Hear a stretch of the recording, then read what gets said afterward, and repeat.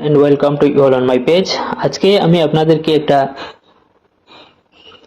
Excel শিটে কাজ কিভাবে করতে হয় বা এক্সেল শিট সম্বন্ধে একটা ওভারভিউ দেব। তারপর আমি এক্সেলের এই যে একটা সিরিজ আমি তৈরি করেছি, আপনাদেরকে সবাইকে এই সিরিজটা দেখিয়ে দেবো যাতে আপনারা ঘরে বসে এক্সেলের কাজ করতে পারেন। আপনাদের কোনো কম্পিউটার শপ বা কোনো সাইবারকে আপনাদের দৌড়াতে হবে না।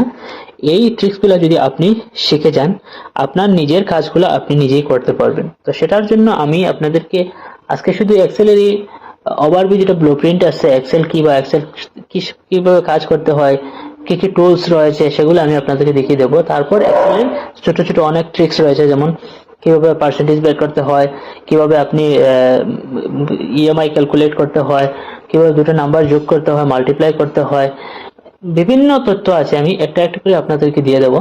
তো আজকের ভিডিওটা একটু লম্বা হতে পারে, কারণ সেটা হচ্ছে এক্সেল ওভারভিউ ইন্ট্রোডাক্টরি ভিডিও, সেই জন্য আপনি এটা খুব খেয়াল করে দেখবেন। কেননা এই টুলসগুলো যেটা, এইগুলো যদি আপনি বুঝতে পারেন প্রত্যেকটা টুলসের কাজ কি, এই টুলসগুলো জানলে আপনি এগিয়ে যেতে পারবেন। তো আমি বেসিক লেভেল থেকে স্টার্ট করবো, ধীরে ধীরে আমি আপনাদেরকে অ্যাডভান্স লেভেলে নিয়ে যাবো এক্সেলের। আমি ওয়ার্ডের কিছুগুলা ভিডিও দিয়েছিলাম, যদি চান আপনি সেগুলো দেখতে পারেন, বা কোনো কোয়েরি থাকলে আপনারা আমাকে জিজ্ঞাসা করতে পারেন, অবশ্যই আমি উত্তর দেওয়ার চেষ্টা করব। তো চলুন দেখে নেওয়া যাক এক্সেল কিভাবে কাজ করতে হয় বা সেটা কি। তো আমি এখানে এক্সেলের এই যেটা ফাইল রয়েছে সেটা আমি ওপেন করে রেখেছি অলরেডি।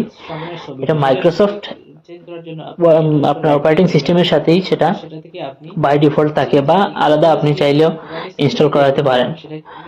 তো দেখুন, এই যে এক্সেল যেটা, সেটা মাইক্রোসফট যে আমাদের টোটাল একটা প্যাকেজ রয়েছে, এই মাইক্রোসফট প্যাকেজের একটা part. Word, Excel, PowerPoint এরকম বিভিন্ন জিনিস আছে।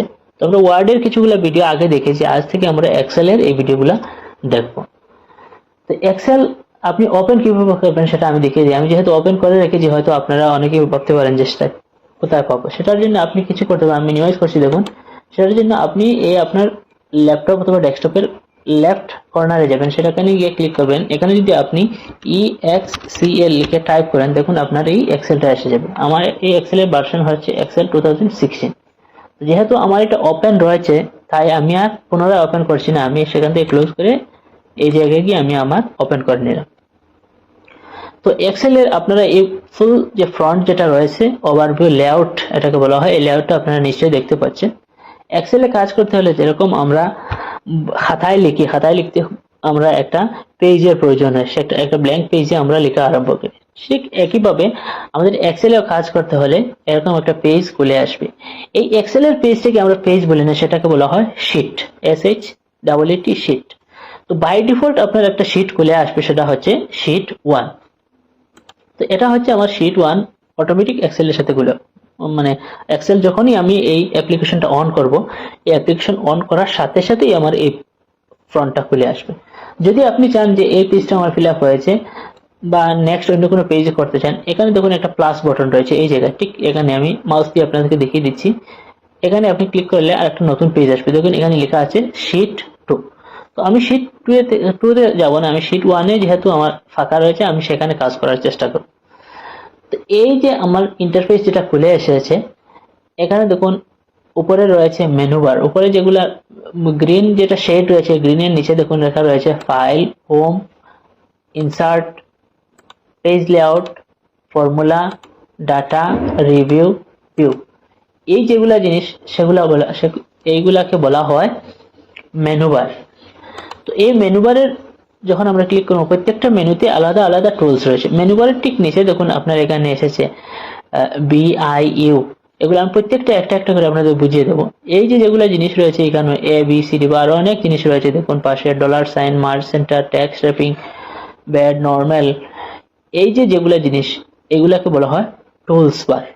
তো দেখুন উপরে গ্রিন শেডে যেগুলো লেখা রয়েছে সেগুলো হচ্ছে মেনু বার। মেনু বারের ঠিক নিচেই আমাদের থাকে যেটা, সেটাকে বলা হয় টুলস বার। এগুলা আপনারা ভাবতে পারেন যে অনেকের হয়তো জানা, কিন্তু ভাবতে পারেন যে মানুষ উনি কেন বারবার এগুলো বলছে। বিভিন্ন কম্পিটিটিভ এক্সামে যখন আপনি বসবেন, বসার পর আপনাকে অপশন দিয়ে বলা হয় সেখানে মেনু বার কোনটি এবং টুলস বার কোনটি। যদি সেটা আপনার না জানা থাকে, তবে এই কম্পিটিটিভ এক্সামে আপনি 1 মার্ক মিস করবেন। সেই জন্য আমি এই জানা জিনিসটাকে আবার আপনাদেরকে তুলে ধরছি। একটা হচ্ছে মেনু বার, একটা হচ্ছে টুলস বার। প্রত্যেকটা মেনুতে আলাদা আলাদা টুলস রয়েছে এবং সেই টুলসের কাজও আলাদা আলাদা রয়েছে। তো আজকে আমরা এই হোম মেনুতে কিছু জিনিস বোঝার চেষ্টা করবো। দেখুন এখানে একটা কাট অপশন রয়েছে। কাট মতলব হচ্ছে যখন আমি এখানে ধরুন একটা নাম্বার টাইপ করছি 56, এই 56 নাম্বার যদি আমি সিলেক্ট করার পর আমি এখান থেকে কাট করতে পারবো। দেখুন আমার নাম্বারটা সরে গেছে, এটা এই ফাংশনটা হচ্ছে কাটে। তারপর এখানে লেখা রয়েছে কপি। কপির কাজ হচ্ছে একটা কাজ যখন আমি করব, একটা নাম্বার, সাপোজ আমি আরেকটা নাম্বার লিখছি, আমি একটু জুম করছি আপনাদের দেখানোর জন্য। আমি এখানে একটা নাম্বার লিখছি, দেখুন 39, তো 36, সাপোজ মনে করেন এই 36টা আমার এই সেলে লিখতে হয়, আমি যদি সেখানে টাইপ করে 36 লিখতে পারবো অবশ্যই। কিন্তু যখন কোনো আমার লং ডাটা থাকবে, লম্বা ডাটা থাকবে, ওয়ার্ড টাইপ এরকম টেক্সট এরকম থাকবে, তো আমি যদি লিখতে যাই আমার ডুয়েল অত টাইম লাগবে। যদি এই 36 লিখতে আমার 1 সেকেন্ড টাইম লাগে, এখানে যদি আবার 36 টাইপ করি সেই 1 সেকেন্ড টাইম লাগে। সেই টাইমটাকে বাঁচানোর জন্য আমরা কি করি, 1 লাখকে বারবার না লেখার জন্য আমরা সম্পূর্ণ লেখাটাকে সিলেক্ট করি। সিলেক্ট করতে হলে এই যে সিলেক্টের জন্য একটা কিওয়ার্ড রয়েছে Ctrl+A। তো এই সিলেক্ট করার পর সমস্ত লেখা সিলেক্ট হয়ে গেছে, সেখান থেকে আমি চাইলে এটাকে সিলেক্ট করে কপি করতে পারবো। তো কপির জন্য একটা কিওয়ার্ড রয়েছে Ctrl+C। যদি এখানে আমি আনি, এখানে নিই Ctrl+B যদি মারি, পেস্ট, Ctrl+B মতলব পেস্ট হয়ে যাবে, ও সেম লেখাটা এখান থেকে এখানে চলে আসবে, সেটাই হচ্ছে কপি। এটাকে কম্পিউটারের ভাষায় কপি বলা হয়। এরপরে আমাদের এখানে আছে ফরম্যাট পেইন্টার, মতলব এখান থেকে আমরা অনেক টেক্সটের ফন্ট চেঞ্জ করতে পারবো, কালারিং করতে পারবো, এরকম কিছু ফাংশন রয়েছে। তারপর দেখুন এখানে রয়েছে ক্যালিব্রি। ক্যালিব্রি এর নিচে BIU। ক্যালিব্রি অর্থাৎ আমরা যে এই লেখাটা লিখলাম, সাপোজ আমি একটা সেন্টেন্স লিখছি, আই লাভ ইন্ডিয়া, আমি এই সেন্টেন্সটা আপনাদের সামনে লিখলাম। তো এই সেন্টেন্সটা যখন আমি লিখবো, লেখার পর দেখুন আমার এই লাইনটা কিন্তু এই সরি, এখানে আরেকটা জিনিস বলার রয়েছে। দেখুন এখানে প্রত্যেকটা একটা ছোট ছোট গড় রয়েছে। এক্সেলে এই ছোট ছোট গড়গুলোকে বলা হয় সেল, ঠিক আছে, CELL সেল, সেটা আমি আপনাদেরকে বলতে ভুলে গিয়েছিলাম। এই সেলগুলোতে দেখুন আমার এই সেলে আই লাভ ইন্ডিয়া শব্দটি জায়গা হচ্ছে না, সেটার জন্য আমি কি করব, ঠিক উপরে চলে যাব। উপরে গিয়ে সেলের এই যে আকার আয়তন যেটা আছে সেটা আমি এরকম যদি মাউস ধরে টানি, সেটাকে বলা হয় ড্রাগ। যদি ড্রাগ করি তবে এই ড্রাগ করলে আমার সেলটা বড় হয়ে যাবে। এখন দেখুন আমার একটি সেলে আমার পুরো সেন্টেন্সটি জায়গা হয়ে গেছে। তো এই সেন্টেন্সটাকে আমি যদি চাই, এই লেখাটা রয়েছে নর্মাল এবং লেখার ফ্রন্ট যেটা রয়েছে সেটা হচ্ছে ক্যালিব্রি। এই লেখা যদি আমি ফ্রন্টটা চেঞ্জ করতে চাই, আমি এখানে গিয়ে যদি আমি স্ক্রল বক্সে ক্লিক করি, স্ক্রল বক্সে ক্লিক করার পর দেখুন অনেক ফ্রন্ট এসছে। দেখুন আমি প্রত্যেকটা ফ্রন্টে আমার মাউস নিয়ে যাচ্ছি এবং সাথে সাথে লেখাটাও চেঞ্জ হচ্ছে, ঠিক আছে, লেখার আকারটা চেঞ্জ হচ্ছে। আপনি যে ফ্রন্টে চাইবেন সেই ফ্রন্টে দিবেন। তো আমি এখন আলজেরিয়ান একটা ফ্রন্ট রয়েছে, সেটা আমি সিলেক্ট করলাম। দেখুন আমার লেখাটা প্রথম ছিল কি হবে, এখন চেঞ্জ হয়ে অন্যভাবে হয়ে গেছে। এটা হচ্ছে এই ফ্রন্ট চেঞ্জের কাজ। এখন মনে করুন আমার আই লাভ ইন্ডিয়া যে সেন্টেন্সটা রয়েছে সেটাকে আমি আরো একটু বড় করতে চাই। তো সেটা কিভাবে হবে, সেটা করার জন্য ঠিক দেখুন এই ফ্রন্ট সাইজের পাশে দেখুন 11 বলে একটা নাম্বার রয়েছে। এই 11 এর পাশে দেখুন একটা এ স্মল আকার রয়েছে, স্মল দুটোটাই ক্যাপিটাল লেটার, বাট একটা দেখতে একটু ছোট রয়েছে। যদি এটাতে আমি ক্লিক করি লেখাটা বড় হবে বাম পাশেরটা, আর ডান পাশেরটাতে যদি আমি ক্লিক করি লেখাটা ছোট হবে।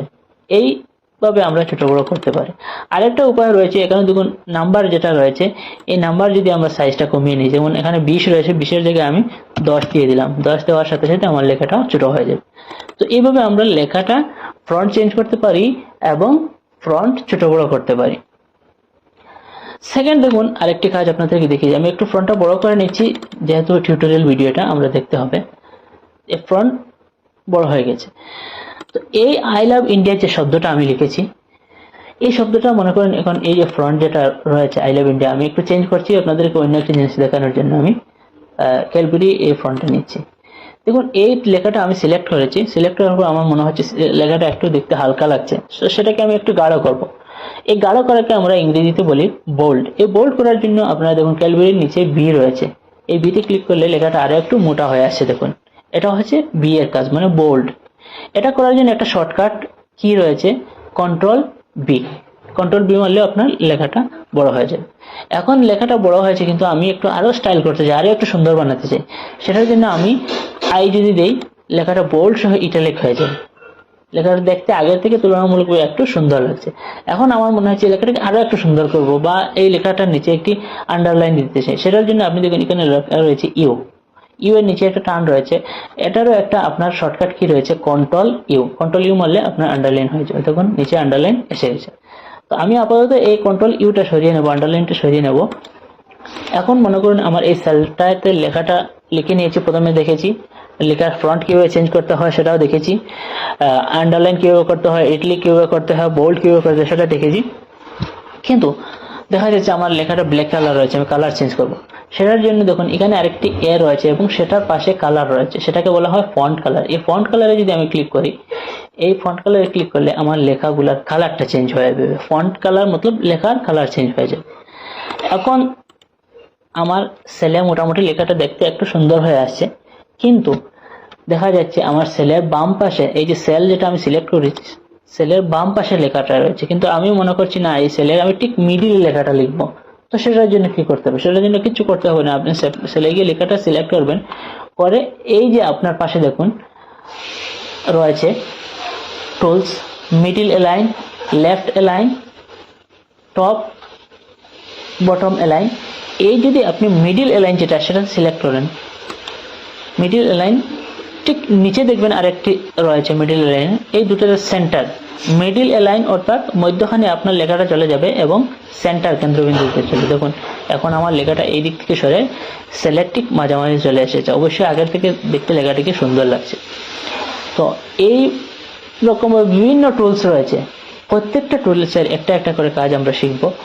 যদি আজকে এই প্রাইমারি ইন্ট্রোডাক্টরি ভিডিও বেশি লম্বা করতে চাই না, তো প্রত্যেকটা টুলসের কাজ আমি আপনাদেরকে একটা একটা করে দেখিয়ে দেবো। আপনারা পাশে থাকবেন, সাথে থাকবেন, এবং যদি মনে করেন এই ভিডিওটি আপনাদের জন্য কিঞ্চিত মাত্র উপকার করেছে, একটা লাইক, শেয়ার এবং সাবস্ক্রাইব করে পাশে থাকবেন। ধন্যবাদ জানিয়ে আজকে ভিডিওটি শেষ করলাম। এভাবে কন্টিনিউ আমি একটা চেষ্টা করবো আপনাদেরকে ভালো সিরিজ দেওয়ার জন্য, যাতে আপনারা ঘরে বসে এক্সেলের কাজগুলো নিজের থেকে করতে পারেন। ধন্যবাদ।